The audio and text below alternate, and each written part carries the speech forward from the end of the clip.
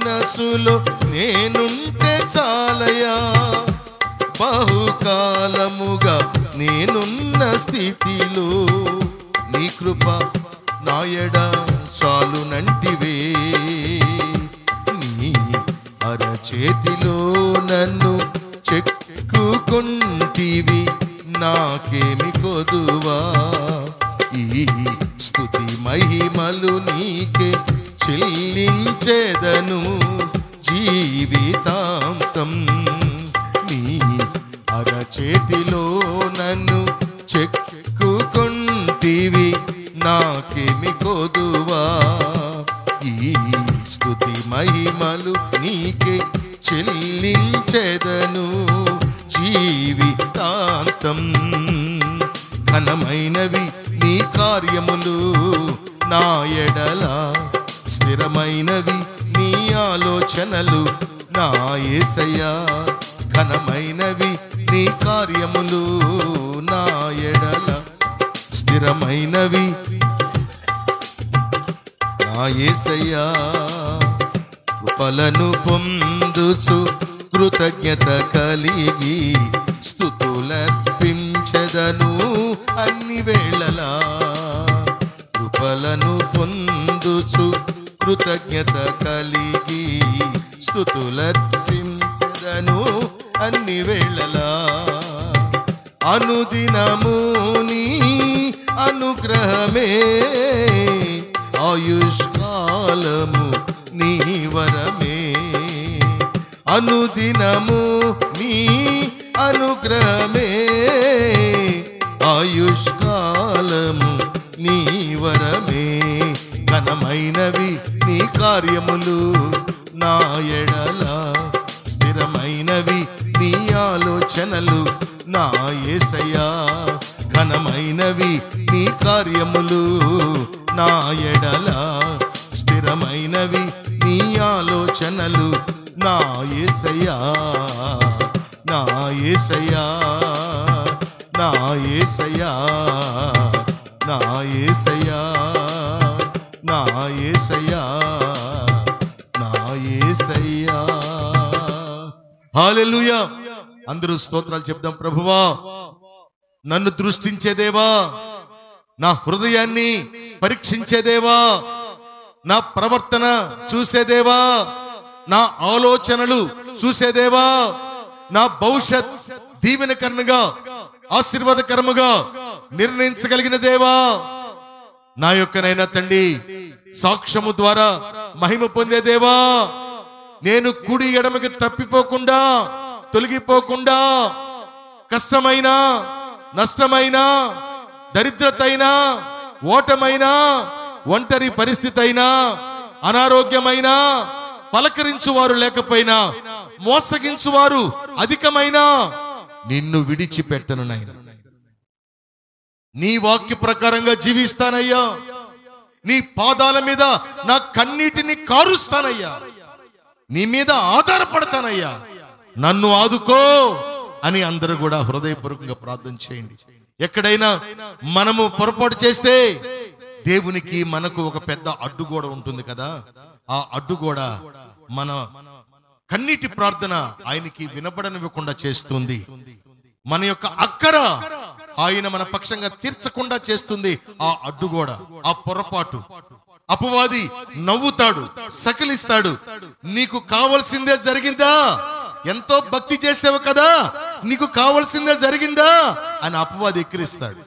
కాబట్టి మన పొరపాటులైన పాదాల చెంత మనము సరి చేసుకుందాం.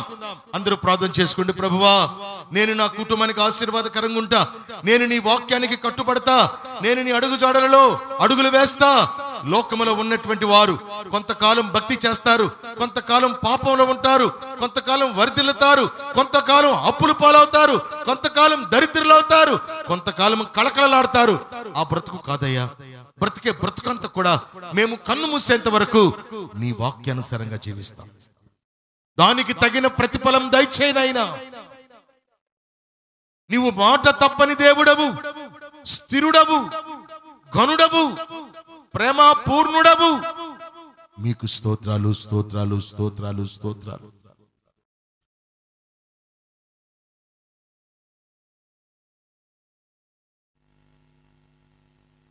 దేవునికి స్తోత్రం. హల్లెలూయా. మన ప్రభువైన యేసు క్రీస్తు నామం పేరిట ఈ 4వ మాసం మొట్టమొదటి ఆదివారం ఆయన సన్నిధిలోకి వచ్చిన మీ అందరికీ నా హృదయపూర్వకమైన వందనాలు చెల్లిస్తూ ఉన్నాను. అందరికి వందనాలు. కొద్దిసేపు దేవుని యొక్క వాక్యాన్ని మనం చూద్దాం. దావీదు రచించినటువంటి కీర్తన గ్రంథం 121వ అధ్యాయం కొన్ని వచనాలు నేను చదువుతాను, జాగ్రత్తగా మనం విందాం. కొండల తట్టు నా కన్నులెత్తుచున్నాను, నాకు సహాయము ఎక్కడి నుండి వచ్చును? యెహోవా వలనే నాకు సహాయము కలుగును. ఆయన భూమి ఆకాశములను సృజించినవాడు. ఆయన నీ పాదము తొట్టిలనియడు, నిన్ను కాపాడువాడు కునుకడు. ఇశ్రాయేలును కాపాడువాడు కునుకడు, నిద్రపోడు. యెహోవాయే నిన్ను కాపాడును. నీ కుడి ప్రక్కను యెహోవా నీకు నీడగా ఉండును. పగలు ఎండ దెబ్బైనను నీకు తగులదు, రాత్రి వెన్నెల దెబ్బైనను నీకు తగులదు. ఏ అపాయమును రాకుండా యెహోవా నిన్ను కాపాడును. ఆయన నీ ప్రాణమును కాపాడును. ఇది మొదలుకొని నిరంతరము నీ రాకపోకల యందు యెహోవా నిన్ను కాపాడును. దేవునికి స్తోత్రం. ఈ చదవబడిన వాక్య భాగంలో కాపాడును అని మనం వింటా ఉన్నాం.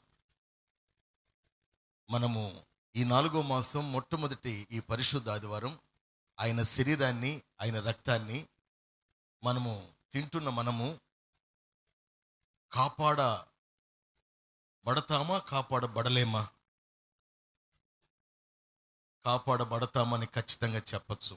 ఎందుకంటే ఇప్పుడు వరకు దావీదు మహారాజు నన్ను కాపాడుతాడు అని చెప్పాడు. ఇప్పుడు ఆయన శరీరాన్ని, రక్తాన్ని మనం తిని త్రాగుతున్నాం కాబట్టి మనం కాపాడబడతాం. దావీదు చెప్పినటువంటి ఈ యొక్క 121వ కీర్తనలో యేసు ప్రభు ఇంకా భూమి మీదకి రాలేదు. యేసు ప్రభు ముందు ఈ మాట చెప్పాడు. ఇప్పుడు యేసు ప్రభు మన మధ్యకి వచ్చాడు.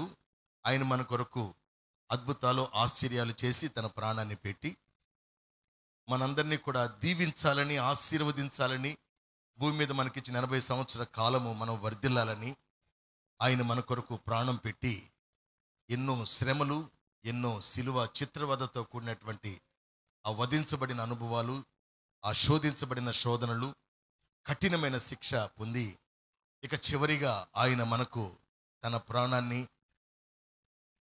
మనకు అప్పగించి, తన దేహాన్ని సమాధికి అప్పగించి, ఆత్మను తండ్రికి అప్పగించుకొని ఆయన ఆశ్చర్యాలు చేసిన అద్భుతాలు గుర్తు చేసుకుంటూ, ఆయన ప్రేమించిన ప్రేమను గుర్తు చేసుకుంటూ, ఇదిగో నేను వెళ్ళిపోతున్నాను, కానీ నేను ఉన్నప్పుడు మీరు ఏ చూశారో, ఏ పొందారో, నేను వెళ్ళిపోయిన తర్వాత ఇవి ఇక మీరు పొందరని నేను చెప్పట్లేదు. ఇంతకంటే ఎక్కువ మీరు పొందుతారు, ఇంతకంటే ఎక్కువ మీరు వింటారు, ఇంతకంటే మీరు ఎక్కువగా చూస్తారు అని ఆయన చెప్పాడు. దేవునికి స్తోత్రం కలుగునుగాక. ఆయన చెప్పిన వీటన్నిటిలో మనమందరము వాటిని అనుభవించుదుముగాక. హల్లెలూయా. ఇక్కడ ఆయన చెప్పిన మొట్టమొదటి మాట ఏంటి అనంటే, కొండల తట్టు నేను నా కనులెత్తుచున్నాను, నాకు సహాయం ఎక్కడి నుండి వచ్చును అని అడుగుతున్నాడు. జస్ట్ ఈ పదాన్ని మనం అర్థం చేసుకున్నట్లయితే మనకు దూరం నుంచి కొండను చూస్తే ఎలా కనబడుతుందండి? నున్నగా కనబడుతుంది, అందంగా కనబడుతుంది, ఆహ్లాదంగా కనబడుతుంది. ఎండాకాలం ఒక రకంగా కనబడుతుంది, వర్షాకాలం, చలికాలం ఒక రకంగా కనబడుతుంది. రకరకాల కాలాల్లో రకరకాల అందాన్ని తొడుక్కొని కనబడుతుంది కొండ. కానీ ఆ కొండ అంత అందాన్ని తొడుక్కొని కనబడిన అనేక కాలాల్లో కొండ దగ్గరకెళ్ళి కొండని పరీక్షగా పరిశీలిస్తే అంత అందంగా ఉండదండి. ఎలా ఉంటుంది? కఠినంగా ఉంటుంది. ఎలా ఉంటుంది? కఠోరంగా ఉంటుంది. ఎలా ఉంటుంది? కూర్చోటానికి వీలు పడదు, పడుకొని సేద తీర్చుకోవడానికి వీలు పడదండి. అక్కడ నీడ కూడా ఉండదండి. మరి దూరం నుంచి చూస్తే ఎలా ఉంటుందండి? చాలా బాగుంటుందండి 3 కాలాల్లో. దగ్గరికి వెళ్తే అండి అస్సలు బాగోదండి. దేవునికి స్తోత్రం. అందుకే దావీదు మహారాజు చెప్తున్నాడు, కొండల తట్టు నా కన్నులెత్తుచున్నాను, నాకు సహాయం ఎక్కడి నుండి వచ్చును? కొండల తట్టే కాకుండా ఆకాశం వైపు ఎత్తినా సహాయం రాదు. కొండల తట్టు, ఆకాశం వైపు తట్టు కాకుండా సముద్రము తట్టు మన యొక్క కళ్ళెత్తిన మనకు సహాయం రాదు. మనుషుల తట్టు, అధికారుల తట్టు, మనము కళ్ళెత్తిన మనకు అధికారం, మనకు సహాయం రాదు. ఎవరి తట్టు మనము ఎత్తిన మన కళ్ళు మనకు సహాయం రాదు.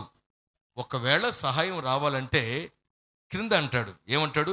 యెహోవా వలనే నాకు సహాయము కలుగును, ఆయన భూమి ఆకాశములను సృష్టి అంతటిని సృజించిన వాడు. హల్లెలూయా. మనకు సహాయం చేయగలిగింది ఎవరనంటే ఈ భూమి మీద సృష్టించబడిన ఏది కాదండి, సృష్టిని అంతటిని సృష్టించిన దేవుడి వల్లే మనకు సహాయం కలుగుతుందని చెప్తాడు ఇక్కడ. దేవునికి స్తోత్రం కలుగునుగాక. కాబట్టి ప్రియమైన దేవుని బిడ్డలారా, మనకు ఒక ఆధారం ఉంది. అదేంటి అనంటే డబ్బు కానే కాదు, బంగారు కానే కాదు, లోక సంబంధమైన ప్రేమ కానే కాదు, లోక సంబంధమైన బంధు బలగము కానే కాదు, లోక సంబంధమైనటువంటి ఎవరూ కానే కాదు. మనకు ఆధారం, మనకు ఆధారము ఎవరు అనంటే మనకు సహాయం చేయగలిగినటువంటి నజరేయుడైన యేసు.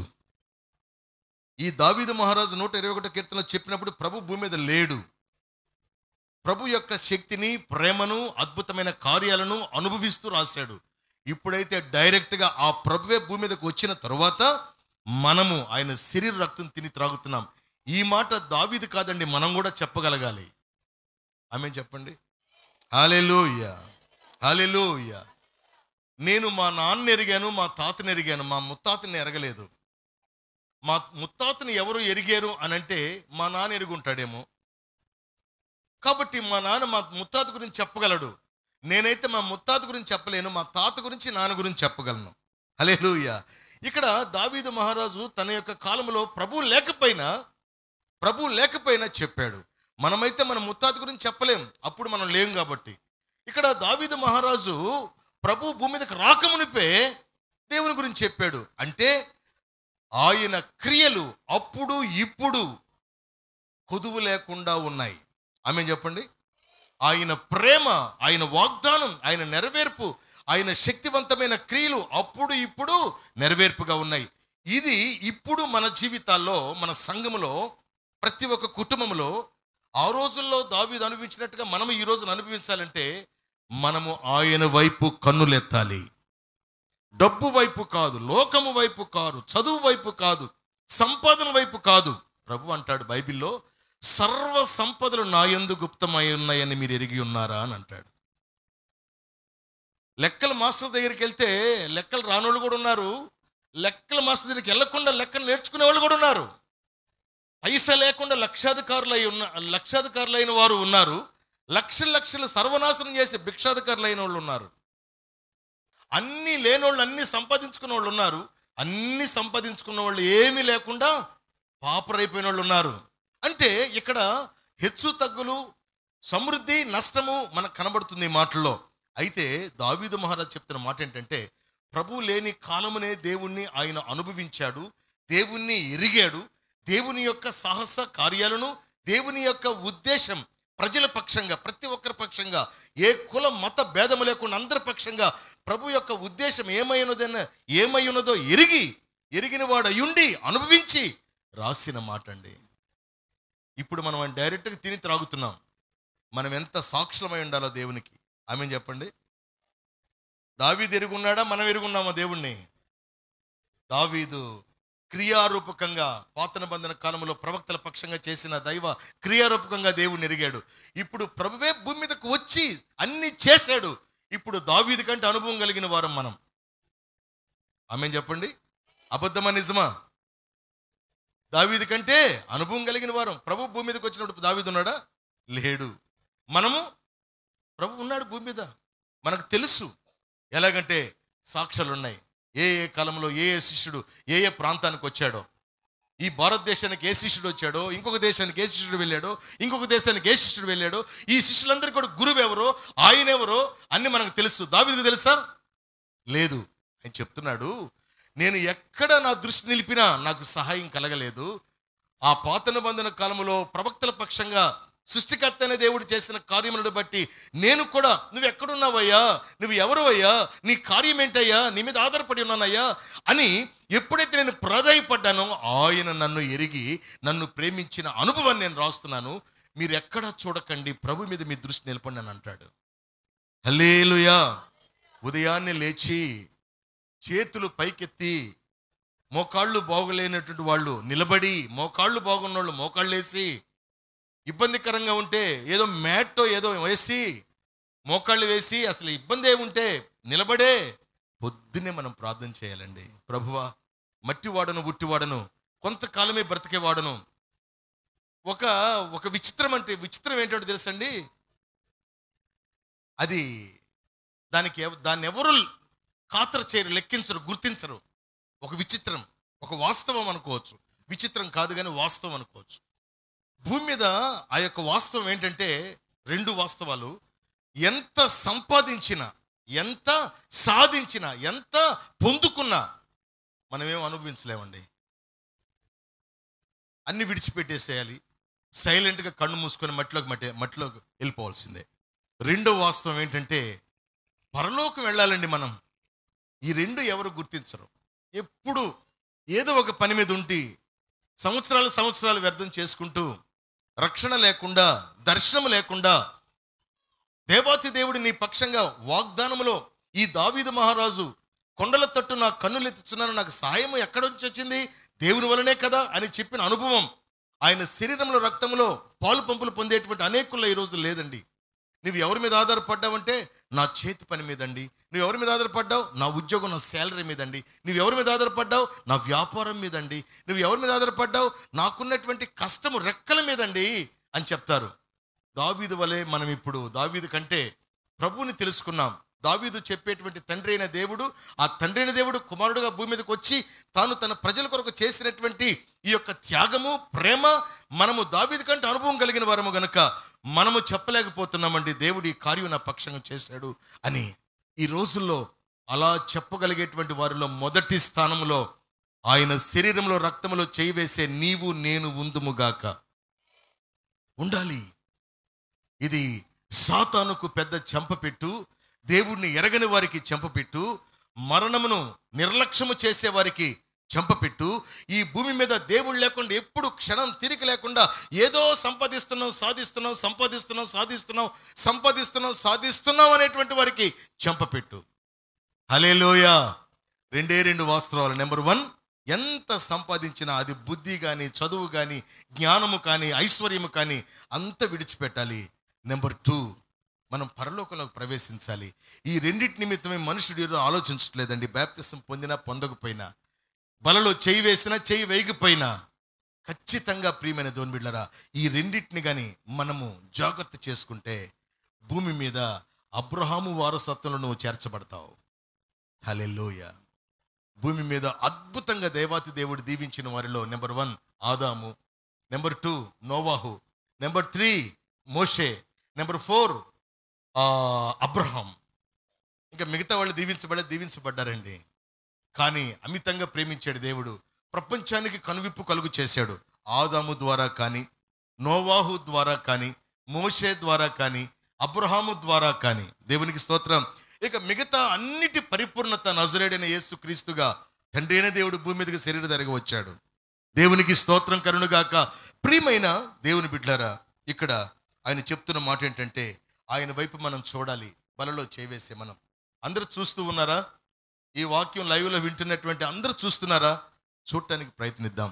చూడటానికి ప్రయత్నిస్తేనే దేవాతి దేవుడు ఏది మన పక్షంగా చేస్తాడో అది మనము అనుభవించి దాన్ని అనేకులకు సాక్షులుగా పంచగలుగుతాం. ఆ రీతిగా మనం దేవుణ్ణి కనపరచాలి. దావీదు మహారాజు అనుభవించాడు కనుక రాశాడు. మనము కూడా ఆయన తిని త్రాగుతున్న మనం కూడా అనేకులకు, ఒకవేళ రాత రాయలేకపోయినా మన జీవితాన్ని ఎవరన్నా పరీక్షిస్తే మనం ఒక సాక్షులుగా కనబడదాము గాక.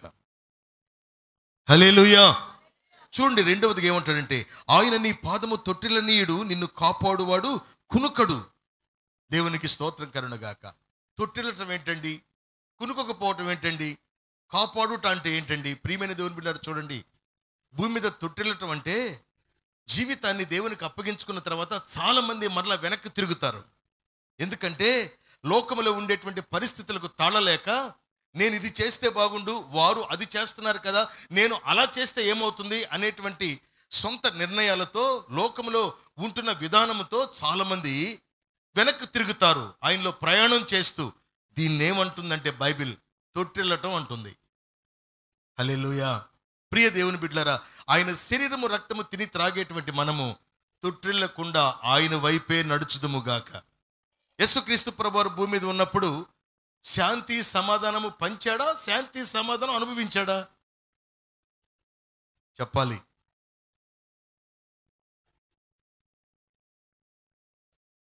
ఒక చిన్న ప్రశ్న, శాంతి సమాధానం పంచాడా, అనుభవించాడా? అనుభవించలేదు కదా. హల్లెలూయా. శాంతి సమాధానము రాజు ఆయన ఎవరండి? సమాధానాధిపతి. ఆమేన్. ఏం పేరు ఆయన పేరు?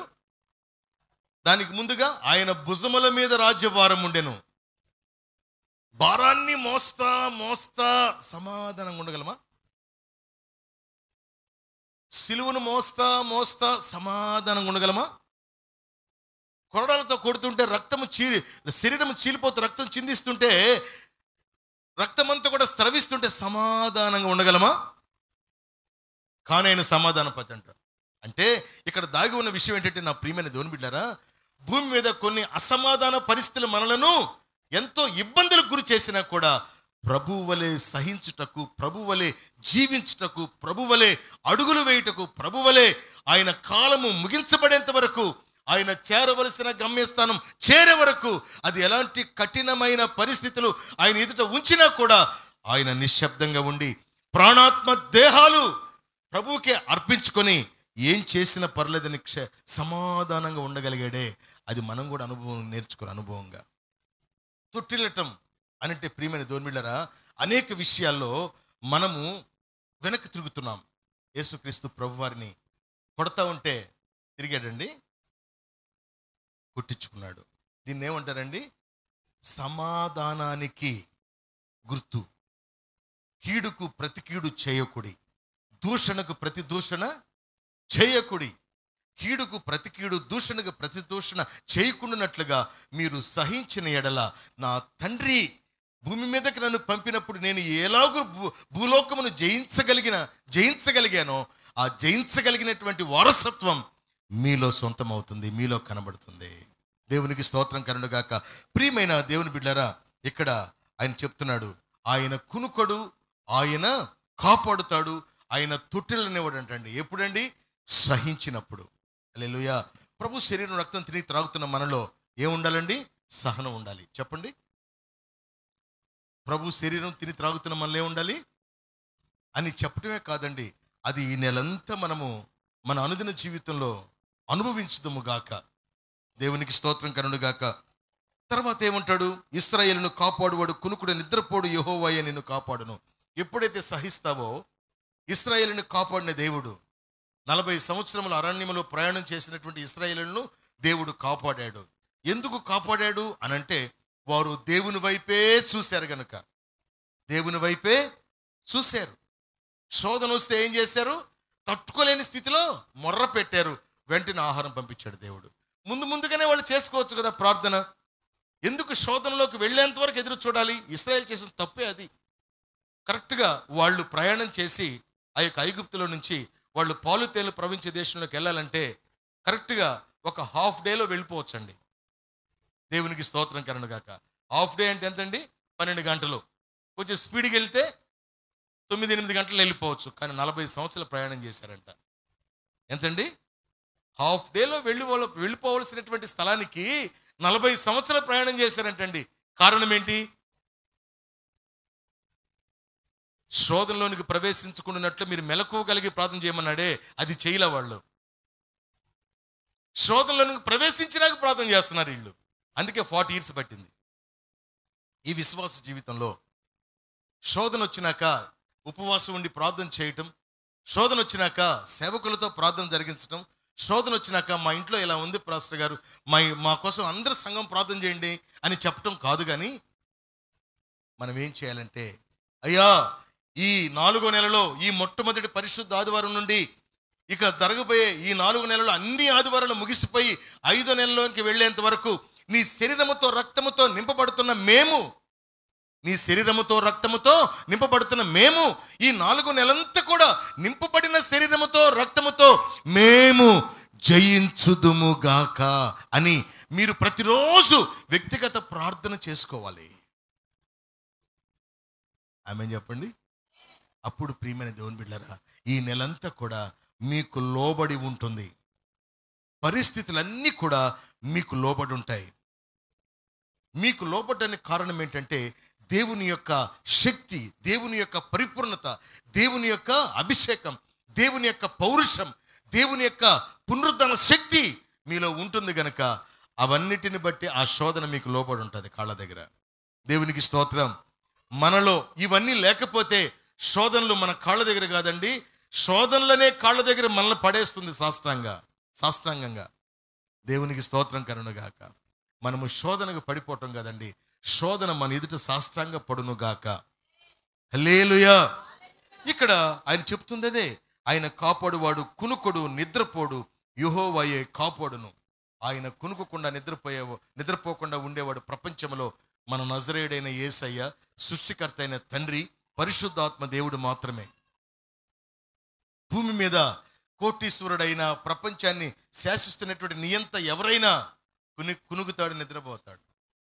బిడ్డల్ని ప్రేమించే తండ్రి అయినా, బిడ్డల్ని ప్రేమించే తల్లి అయినా కునుకుతుంది, నిద్రపోతుంది. ఎంత ఆస్తి ఉన్నవాడైనా, ఎంత బంగారు వెండి, ఎంత వజ్రాలు, ఎంత పేరు ప్రఖ్యాతులు ఉన్నవాడైనా కునుకుతాడు, నిద్రపోతాడు. వాడు లేచేంత వరకు వాడికి ఏం తెలియదు, చస్తాడు బతుకుతాడు. కోటీశ్వరుడైనా నిద్రలోకి వెళ్ళిన తర్వాత లేచేదాకా వాడికి ఏం తెలియదు. పాము పడుకుందో, లేదంటే తేలు ప్రయాణం చేస్తుందో, లేదంటే విషవాయువు వస్తుందో, వాడు ఎవరైనా గొంతు మీద కాలేసి తొక్కుతారో వాడికి ఏం తెలియదు. ఇంకాడికి కోటీశ్వరుడైనా. ప్రభువు అయితే కునుకుడు నిద్రపోడంటండి. ఆమేన్ చెప్పండి. ఆయన శరీరం రక్తము తిని త్రాగుతున్న వారిని కాపాడుతాడంటండి. దేవునికి స్తోత్రం. ఇప్పుడు మనం ఎవరి వైపు చూడాలి? కొండల వైపా, డబ్బు వైపా, లోకం వైపా? ఎవరి వైపు చూడాలి? కుటుంబం అంతా ఎవరి వైపు చూడాలి? ఉదయాన్నే లేచి, ప్రభువా మట్టివారము, అయోగ్యులము, అపాత్రులము, నీ కృప, నీ దృష్టి, నీ ప్రేమ, నీ వాక్యములో ఉన్న వాగ్దానం, నీ వాగ్దానంలో ఉన్నటువంటి కృప కార్యం మా పక్షంగా జరిగించవా ప్రభువా అన్నట్లుగా చూస్తే ఆయన దృష్టి నీ మీద మళ్ళుతుంది. ఆమేన్. ఆయన ప్రేమ నిన్ను కప్పుకుంటుంది. ఆయన యొక్క కార్యం నీ పక్షంగా నెరవేర్చబడటానికి ఆయన దూతలు వచ్చి నీకు పరిచయం చేయటానికి ఆయన తన దూతలను నియమించిన దూతలను నీ ఎదుగు పంపుతాడు. దేవునికి స్తోత్రం కలుగునుగాక. కాబట్టి నిన్ను కాపాడువాడు కునుకుడు నిద్రపోడు, యెహోవాయే నిన్ను కాపాడువాడు. నీ కుడి ప్రక్కన యెహోవా నీకు నీడగా ఉండును. పగలు ఎండ దెబ్బ తగులదు, రాత్రి వెన్నెల దెబ్బ, ఈ భూమి మీద ఉండేటువంటి వెన్నెల దెబ్బ, ఎండ దెబ్బ, పాపపు దెబ్బ, కరోనా దెబ్బ, మరణ దెబ్బ, యాక్సిడెంట్ దెబ్బ, అప్పులైన నష్టమైన దెబ్బ, భర్త కొట్టే దెబ్బ, భార్య తిట్టే దెబ్బ, ఏ దెబ్బ తగలదు. చాలా దెబ్బలు ఉన్నాయి. ఎండ దెబ్బ తగిలితే వైట్ టోపీ పెడితే ఎండ మనకి రాదు, బ్లాక్ టోపీ పెడితే ఎండ దిగిపోద్ది బాడీలోకి, తప్పించుకోవచ్చు. కానీ శోధన తప్పించుకుంటామా? కానీ ఏ దెబ్బ తగలదంట. ఆయన కునుకక నిద్రపోక నిన్ను కాపాడుతాడంట. పగలు ఎండ దెబ్బ కూడా నీకు తగలనివ్వడంట. కానీ ఎండలో ప్రయాణం చేస్తావు. ప్రియులారా, నిన్నటి దినాన నేను ఉదయం 9:30 10 గంటల నుంచి సాయంత్రం 4 దాకా నేను ఎండలో తిరుగుతూనే ఉన్నా. ఒక నల్ల టోపీ పెట్టుకుని తెల్ల టోపీ కొందాం అనుకుని టైం కుదరలేదు. షాపులు కూడా అనుకూలంగా కళ్ళకు కనబట్టలా. తిరుగుతా ఉన్నా 4 దాకా బైక్ వేసుకొని రాత్రి మళ్ళీ 2:30 దాకా ప్రేయర్ చేసుకున్నా. అలసటే లేదు. ఎందుకనండి? దేవుని పని చేస్తున్నాను కాబట్టి. హల్లెలూయా. నన్ను దేవుడు పుట్టికన ఏ లారీ కిందనో, ఏ ఎండ దెబ్బ కొట్టో, ఏ కళ్ళు తిరిగి పడిపోయో, మోషన్స్ వాంతులయ్యో విడిచిపెడతాడా? నేను ఎవరి కోసం తిరుగుతున్నాను? డబ్బు సంపాదించడం కోసం కాదు, దేవుని పని మీద తిరుగుతున్నా. ఎండ దెబ్బ లేదు, ఏమి లేదు, హాయిగా ఉన్నా. అలిసిపోయినట్టున్నాను నేను. హల్లెలూయా, హల్లెలూయా. ప్రియమైన దేవుని బిడ్డలారా, నేను అనుభవించాను ఈ యొక్క మాట. ఇక్కడ ప్రభువు దావీదుకు చేసిన మేలు అనుభవించినటువంటి దావీదు రాసిన మాట అనుభవించానండి. నిన్నటి దినాన నేను 43 డిగ్రీ సెల్సియస్ ఎండ, 50కి దగ్గర 43 డిగ్రీ సెల్సియస్ ఎండ నిన్న. ఎండలో 9 నుంచి 4 తిరిగాను. ఏమీ లేదు. ఈ మాట నాకు ఆపాదించబడిందండి. ఎందుకంటే దేవుని పని చేసుకుంటూ ఉన్నాను కనుక. ఆమేన్, హల్లెలూయా. ప్రియమైన దేవుని బిడ్డరా, ఇంకా ఆయన ఏమంటాడంటే, రాత్రి విన ఏ అపాయము రాకుండా యెహోవా నిన్ను కాపాడును, ఆయన నీ ప్రాణమును కాపాడును. ఏం కాపాడుతాడండి? అపాయాన్ని రానివ్వడు, ప్రాణాన్ని పోనివ్వడు. అపాయము రానివ్వడు. నువ్వెక్కడ తిరుగు, నువ్వు ఎవరి వైపు చూస్తూ తిరుగుతున్నావు?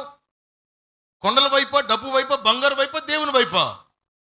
నీ బాధ్యతలను నెరవేర్చుకో. చదువుకి వెళ్తావో, ఉద్యోగంకి వెళ్తావో, వ్యాపారంకి వెళ్తావో, మందిరంకి వెళ్తావో, స్నేహితులింటికి వెళ్తావో, ఎక్కడికి వెళ్తావో, దేవుని వైపు చూస్తూ, దేవుని వైపు చూస్తూ, దేవుని దృష్టికి ఈ బిడ్డ నా మీద దృష్టి పెట్టి బ్రతుకుతున్నాడు, బ్రతుకుతుంది, ఈ కుటుంబం, ఈ సంఘం, ఈ విశ్వాసి నా శరీరం రక్తము తిని త్రాగుతూ జీవిస్తుంది ఈ విశ్వాసి అన్నట్లుగా ఎవరైతే ఉంటారో వారు ఏ కష్టములో ఉన్నా, ఏ ప్రయాణంలో ఉన్నా, ఏ అలసటలో ఉన్నా, ఏ ఒంటరి స్థితిలో ఉన్నా, ఏ కొదువులో ఉన్నా, ఆయన నిన్ను అపాయానికి అప్పగించుడు, ప్రాణం పోనివ్వడు. ఈ రోజుల్లో చాలా మంది అపాయము. మొన్న ఎవరికి తెలియకుండా ఫోన్ చేశారు, అనుకోకుండా, పాస్టర్ గారు ఒకసారి ప్రార్థన. ఏంటి, ఏం జరిగింది? ఆటో గుద్దేసిందండి, కాలు ఇరిగిపోయిందండి, హాస్పిటల్లో ఉన్నాడు. ఇరిగిపోయినాక మనం వెళ్ళి ప్రార్థన చేస్తే ఏం జరుగుతుందండి? ఎందుకు అలా జరిగింది ఏంటి అని అంటే, తాగేస్తున్నాడండి. ఏంటండి? తాగేస్తుంటే మరి ఎందుకు జరగవండి అపాయాలు? అంటే మన స్వాధీనంలో లేకపోయినా కూడా అపాయం జరగకూడదా? అపాయం జరగకూడదా? మన స్వాధీనంలో మనం లేకుండా మన ఇష్టానుసారంగా మనం అపాయం జరగకూడదా? జరుగుతుంది. అపాయాన్ని జరిగించడానికి ఎవరిని ఆ అపాయం పట్టుకుంటుందంటే, దేవుని యొక్క మీద దృష్టి లేని వారి మీద అపాయం పట్టుకుంటుంది, ఖచ్చితంగా పట్టుకుంటుంది.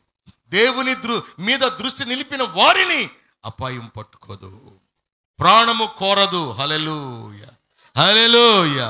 ప్రాణము కోరే అపాయము నీ ప్రాణము తీయకుండా, నిన్ను అపాయానికి గురి చేయకుండా, నిన్ను మూల పెట్టకుండా ఉండాలంటే ప్రభు వైపు చూడాలి. లేకపోతే అపాయం వస్తే ఎవ్వరు మన దగ్గరికి రారు, అయ్యో అంటారు, కన్నీళ్లు గారుస్తారు. ఇస్తే ఒక 500, ఒక 200, ఒక 1000 రూపాయలు ఇస్తారు, లేకపోతే వెళ్ళిపోతారు దారిన. ఇక మనము అపాయంలో నుంచి ప్రాణంతో బయటపడతామో లేదా అపాయంలోనే ప్రాణంతో ముగిసిపోతామో తెలియదండి. ఈ రోజుల్లో జరిగే పరిస్థితులు అవే. కాబట్టి ఇక్కడ ఆయన చెప్తున్నాడు, నీ ప్రాణము పోదు, ఆయన కాపాడుతాడు.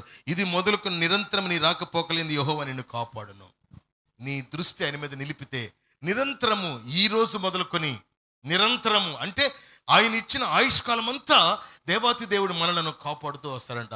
ఇది దేవుని యొక్క ఉద్దేశం మన పక్షంగా. దీనిని ఎరిగినటువంటి అనుభవం కలిగినటువంటి దావీదు చెప్తున్నాడు, నేను కొండల తట్టు నా కన్నులెత్తే నాకేం కలుగుతుంది? యెహోవా మీద నా దృష్టి నిలిపితే నాకెన్ని క్షేమకరమైన కార్యములో. ఆయన కునుకువాడు, నిద్రపోవాడు కాడు, ఆయన విడిచిపెట్టువాడు కాడు, ఆయన తన కాపుదలతో కాపాడేవాడు, ప్రాణమును పోకుండా కాపాడేవాడు, ఆయన శోధనలో కీడులో పడిపోకుండా కాపాడేవాడు. ఇన్ని అనుభవం నేను అనుభవించాను కనుక మీరు కూడా ఆయన వైపు చూడండి. ఎవరు? ఆయన శరీరము రక్తము తిని త్రాగుతున్న మనము అన్యులం కాదండి, మనము సృష్టికర్త యొక్క బిడ్డలం.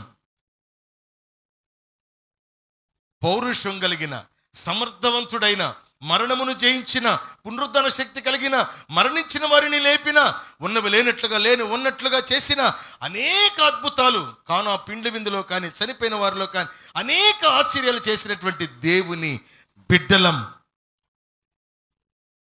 దేవునికి ఏదైనా మహిమ కలగాలంటే బ్రతికి ఉన్న మనమే ఆయనకి మహిమ కార్యాలు కనపరచాలి. లోకములో దేవుడు చేసిన కార్యం ఇటిదని లోకమునకు కనువిప్పు చేయటానికి మరణించిన వారు సాక్షులుగా రారు, కానీ బ్రతికి ఉన్న మనమే సాక్షులుగా ఉండాలి. ఇప్పుడు పెద్ద భక్తి చేసి మరణించి సమాధిలో ఉన్నాడండి, ఆయన ఉన్న సాక్ష్యం చెప్పగలరా? బయటకు వచ్చి ఆయన పునరుద్ధానంలో లేచి పరలోకి వెళ్తాడు, అంతవరకే. ఇప్పుడు ఏదైనా సాక్ష్యం చెప్పాలంటే ఎవరికి ఛాన్స్ ఉంది? ఆయనకుందా, మనకుందా? అమ్మా, మనకే ఉంది. ఉన్నావా సాక్షిగా? ఒకవేళ పుట్టికి మనం మరణించామనుకోండి, ప్రభువా ఒక్కసారి లేపు ప్రభువా, నేను వీళ్ళు అన్ని చేసేసి అద్భుతాలు చేసేసి నిన్ను సాక్షిగా చెప్పేసి దావీదు వల్ల అద్భుతాలు చెప్పేస్తాను ప్రభువా అని అంటే దేవుడు ఆప్షన్ ఇస్తాడా? లేనే లేదండి నాకు అవకాశం. మనలో ప్రాణం ఉన్నప్పుడే దేవునికి మహిమ తేవాలి. అందుకని చెప్తున్నాడు, నీవు కొండల తట్టు చూడొద్దు. కొండ అందంగా కనబడుతుంది, మూడు కాలాల్లో మూడు రకాలైన అందమైనటువంటి అందం కనబడుతుంది. దగ్గరకు వెళితే కూర్చోడానికి వీలుండదు, పడుకోవడానికి వీలుండదు, అక్కడ నిలబడటానికి వీలుండదు, అక్కడ పాములు తిరుగుతాయి, ముళ్ళు ఉంటాయి, అక్కడ తేళ్లు ఉంటాయి. ప్రమాదకరమైన స్థలం అది. చూడటానికి దూరంగా అందంగా ఉంటుంది. నువ్వు అలా కనబడద్దు.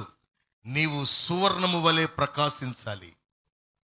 శోధించబడిన మీదట నా యేసు వలె, ప్రవక్తల వలె, శిష్యుల వలె, శిష్యురాండ్రు వలె, యోబు వలె, ఎస్తేరు వలె నీవు సువర్ణమై. సుఖమును కోరుకునేవాడు విశ్వాసి కాదు. సుఖమును కోరుకునేటువంటి వారు, వెండి బంగారములను అపేక్షించువారు విశ్వాసులు కాదు. శోధనను అపేక్షించువారు విశ్వాసులు. ఆమేన్. అబ్రహాము ఐశ్వర్యవంతుడు కావాలంటే ఎన్ని శోధనలు పొందాడో, శారా తన గర్భ ఫలము ఆమె పొందాలంటే ఎన్ని అవమానాలు పొందిందో, రిబికా, ఇస్సాకు. కొంతమంది ఓడిపోయారు. ఎవరండి వాళ్ళు? సంసోను. అద్భుతాలు చూశాడు, కనపరిచాడు, ఆహా ఓహో అనిపించాడు, ఫిలిష్తీయుల్ని భయపెట్టాడు, అద్భుతాలు చేశాడు. కానీ వాళ్ళ చేతిలోనే పట్టబడ్డాడు, ప్రాణం పోగొట్టుకున్నాడు. ఎందుకనండి? ఆయన మీద నిలిపిన దృష్టిని మన లోకం వైపు మళ్ళించాడు సంసోను. జీవితం అట్టుడికెళ్ళిపోయింది, సర్వనాశనం అయిపోయింది, జీవితం పాడైపోయింది, ఇక వేరే అవకాశం లేకుండా పోయింది. ప్రియమైన దేవుని బిడ్డలారా, అలాగే చాలామంది ఆకాను, గెహజీ, ఇస్కరియోతు, యోధా కదండి. చాలామంది మనం లెక్క చూసుకుంటూ పోతే చాలామంది కనబడతారు. అందుచేత ఇక్కడ ఆయన చెప్పిన మాట ఏంటంటే, కొండల తట్టు నా కన్నులు ఎత్తుతున్నాను, నాకు సహాయం ఎక్కడి నుండి వచ్చును. చివరిగా ప్రియమైన దేవుని బిడ్డలారా, ఇక్కడ ఒక విలువైన మాట మనం చూద్దాం. పాత నిబంధనలో, క్రొత్త నిబంధనలో ఒక అద్భుతం కార్యం చేశాడు ప్రభు. ఏంటి అనంటే, పాత నిబంధన కాలంలో చనిపోయి ఉన్నటువంటి వారందరూ చెరలో ఉన్నారు. చెర అంటే భూమి రౌండ్గా ఉంది కదండి, భూమి రౌండ్గా ఉంది కదండి. సగం తీసేద్దాం, ఇది భూమి. కింద సగంలో రెండు ముక్కలు ఉన్నాయి, రెండు ముక్కలు. ఒకటేమో పాతాళము, ఒకటేమో చెర. ఈ భూమి క్రింద ఆధారము లేదు. భూమిని ప్రభు ఎలా నిలబెట్టాడండి? గాల్లో నిలబెట్టాడు. ఈ ఆధారం లేనటువంటిదంతా కూడా కటిక చీకటి అనే బిలము, దాంట్లో అగ్నిగుండం ఉన్నదంట. అయితే చనిపోయినటువంటి పరిశుద్ధులందరూ చెరలో ఉన్నారు, పరిశుద్ధత లేకుండా చనిపోయిన వాళ్ళందరూ కూడా పాతాళంలో ఉన్నారు. యేసు ప్రభు చనిపోయి సమాధిలో ఉన్నటువంటి ఆ శుక్రవారం రాత్రి చెరలోనికి వెళ్ళి, నేను వచ్చాను, నన్ను ప్రకటించారు, నా తండ్రి మిమ్మల్ని పంపించాడు, నన్ను ప్రకటించడానికి మీరు రక్తం కార్చారు, మెస్సయ్య నేనే అని సువార్త చెప్పి చెరగా కొనిపోయాడు. ఎక్కడ కొనిపోయాడు?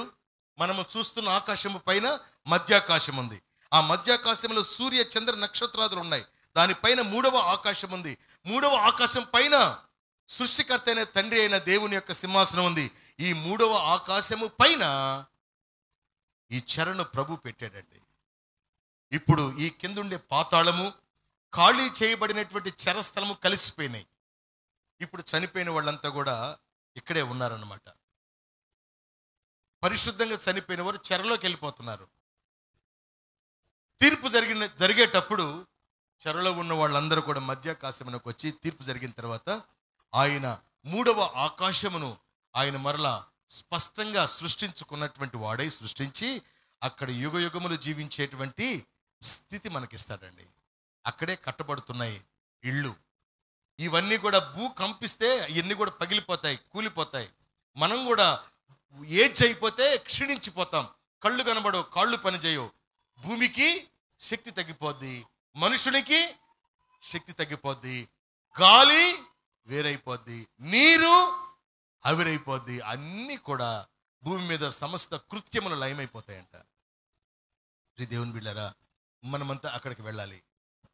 దేని ద్వారా అనంటే, మనము ఆయన వైపు చూస్తూ, ఆయన శరీరం రక్తం తిని త్రాగుతూ, ప్రభువా నా భక్తికి తగినటువంటి ప్రతిఫలము నా పక్షంగా చేసి, ఈ చేసిన ప్రతిఫలము నా కుటుంబానికి నేను ఆపాదించుకుంటూ, నా కుటుంబం అంతా భక్తిలో ఉంటూ, ఒక్కొక్కరికి ఏ మేలు కావాలో ఆ మేలు అనుభవిస్తూ, మేము ఏ విషయంలో కొరత కలిగిన వారము కాదని మేము అతిశయించు విశ్వాసులుగా, ఆ రోజుల్లో ప్రవక్తలతో ఉండి అద్భుతాలు చేసినట్టుగా నా కుటుంబంలో నా భక్తిలో నా కుటుంబపు భక్తిని అంతటిని కూడా దృష్టించి అద్భుతములు చేసి నా కుటుంబం అంతటిని కూడా, నా వంశం అంతటిని కూడా, నా సంఘం అంతటిని కూడా, సంఘంలో ఉన్న కుటుంబములన్నింటినీ కూడా దీవించు ప్రభువా అనే రీతిగా మనము ఉండాలండి. దేవునికి భయంకరంగా ఆయన శరీర రక్తం తిని త్రాగి మనం అలా ఉండాలండి. ఇది దేవుడు కోరుకున్నటువంటి కోరిక. దేవాతి దేవుడు భూమి మీద ఎంత అద్భుతం చేశాడో, ఎంత ఆశ్చర్యం చేశాడో. అక్కడ పునరుద్ధానం జరిగిన తర్వాత ఆయనతో పాటు పరిశుద్ధులు అనేకులు లేచి పట్టణంలోకి వెళ్ళి ప్రభు 40 రోజులు కనబడినట్లుగా వీళ్ళు కూడా 40 రోజులు కనబడ్డారు.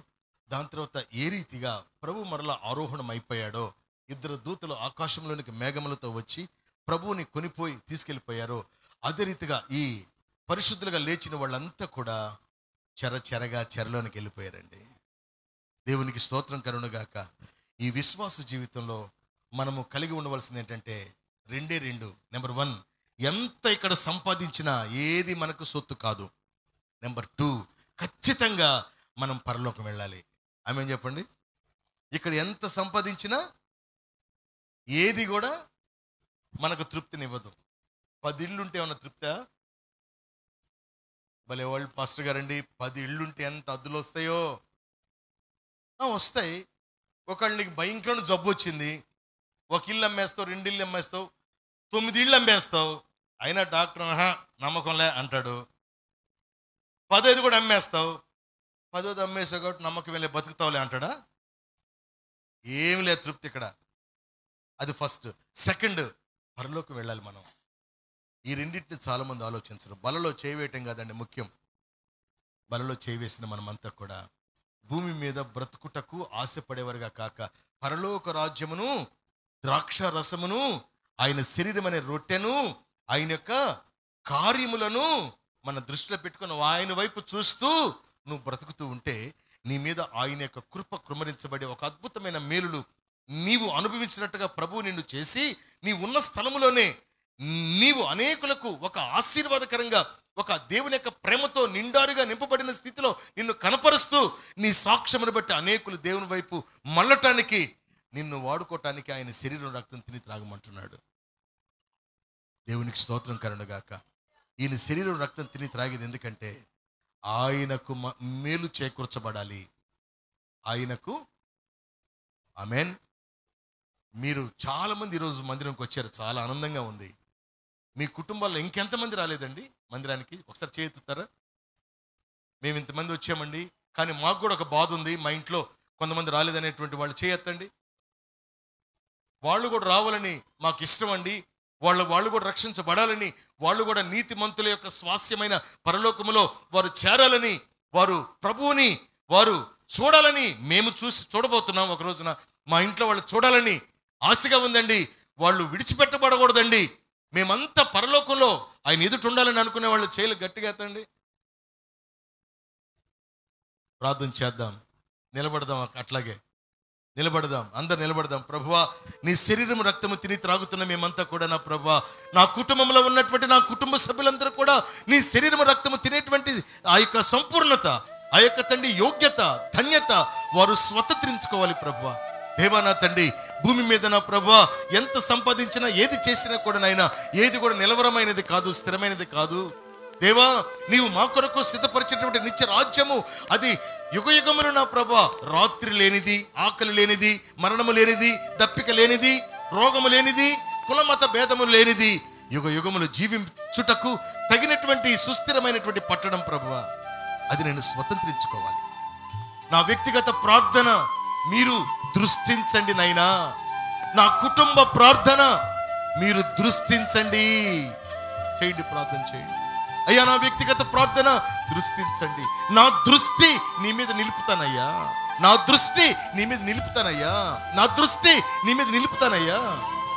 వ్యక్తిగత ప్రార్థన దృష్టించయ్యా, నా కుటుంబ ప్రార్థన దృష్టించయ్యా, నా బిడ్డలను దృష్టించయ్యా. లోకములో నా బిడ్డలు లోక పాపములలో, మాయోపాయములలో నా బిడ్డలు కొట్టుకుపోకూడదయ్యా. లోకములో ఉండేటువంటి అపవాది యొక్క ఉచ్చులో అయ్యా వలలో చిక్కుకోకూడదు ప్రభు. నా బిడ్డలు కాపాడండి నాయనా, కాపాడండి నాయనా. నా భర్తను కాపాడండి, నా భార్యను కాపాడండి, నా బిడ్డల్ని కాపాడండి, నా చేతి పనులు కాపాడండి, నా సంపాదన రోగాలకు, పాపానికి, త్రాగుడుకు, వ్యసనాలకు నా సంపాదన నా ప్రభా పోలీస్ స్టేషన్కు నైనా కోర్టుకు నా సంపాదన పోకూడదయ్యా. నా సంపాదన రోగానికి, డాక్టర్లకు పోకూడదయ్యా. నా సంపాదన అయ్యా నిలవరంగా, స్థిరంగా ఉండాలి ప్రభువా. నేను సంతృప్తిగా ఉండాలి నాయనా, దీవెనకరంగా ఉండాలి నాయనా. అనేకులకు నా సంతృప్తి, నా దీవెన, అనేకులకు ఇష్టము పుట్టినట్లుగా నా జీవితం ఉండాలి. ప్రతి ఒక్క విషయంలో నేను సాక్ష్యము కలిగి ఉంటానయ్యా, నేను భయము కలిగి ఉంటానయ్యా. భక్తిని క్రమమైన విధంలో, క్రమమైన రీతిలో భక్తిని నెరవేరుస్తానయ్యా. దానిని బట్టి నన్ను దృష్టించి నన్నునైనా దీవించండి. నా ప్రతి అవసరత, అక్కర మీరే తీర్చండి. నా బిడ్డలను వర్ధిల చేయండి. నా భర్త ప్రయాస వర్ధిల చేయండి, భారీగా నా ప్రయాస వర్ధిల చేయండి, నా కుటుంబాన్ని వర్ధిల చేయండి. మా అవసరతలు, అక్కర్లన్నిటినీ కూడా మీరేనైనా తండ్రిగా, నా కుటుంబానికి అధిపతిగా, అధికారిగా, నాయకుని కొండి అన్నిటినీ తీర్చండి నాయనా. కొండల తట్టు నేను కన్నులెత్తితే నాకు సహాయం రాదయ్యా, నీ వైపునైనా నా కన్నులెత్తితే నాకు సహాయం వస్తుందయ్యా. పాతన బంధంలో ఉన్నటువంటి నైనా ప్రభువా అయ్యా, భక్తులందరినీ కూడా నీవునైనా తండ్రి చెరగా కొనిపోయి అయ్యా మూడవ ఆకాశం మీద నైనా దేవనైనా తండ్రి ప్రభువా, పరలోకమునైనా తండ్రి సమీపంలో నీవు చెరణ పెట్టావు నా ప్రభువా. మేమంతా కూడా నా ప్రభువా అక్కడికి రావాలి ప్రభువా. యేసయ్యా మీకు స్తోత్రాలు, రాజువైన మా దేవా నీకు స్తోత్రాలు. వచ్చిన నన్ను, నా కుటుంబాన్ని దీవించు, నా బిడ్డలను దీవించు, నా చేతి పనులు దీవించు. ఈ 4వ మాసమంతా కూడా నన్ను దృష్టి పెట్టుకునైనా, నా మీద నీ దృష్టి నిలుపునైనా, నన్ను మర్చిపోవద్దయ్యా. నా వ్యక్తిగత ప్రార్థన, కుటుంబ ప్రార్థన దేవనైనా తండ్రి ఆలోచనలు, నా ప్రతి విధమైనటువంటి ప్రతి తలంపు అన్నిటినీ కూడా దృష్టించి నన్ను వర్ధన చేయనైనా. నీ సన్నిధిలోనికి ఆనందముతో రావాలి ప్రభువా. నీవు చూపిన మేలును బట్టి, నా భక్తిని బట్టి నీవు చేసిన మేలును బట్టి ఆనందముతో పరిగెత్తి రావాలి ప్రభువా నీ సన్నిధికి. నా సాక్ష్యము నీ సన్నిధిలో చెప్పుకోవాలి, నిన్ను ఘనపరచుకోవాలి, నిన్ను మహిమపరచుకోవాలయ్యా. నీవు నా ద్వారా మహిమ పొందాలి. నేను బ్రతికి ఉండగానే ఘనత పొందాలి, నేను బ్రతికి ఉండగానే నీవు మహిమ పొందాలి ప్రభువా, ఆనందం పొందాలి ప్రభువా. అట్టి దీవెన నాకు దయచేయి ప్రభువా. నీ కనుదృష్టి మా మీద ఉంచండి, నీ కనుదృష్టి మా మీద ఉంచండి. నీకే స్తోత్రాలు. ఆయన శరీరం కొరకు ప్రార్థన చేసుకుందాం.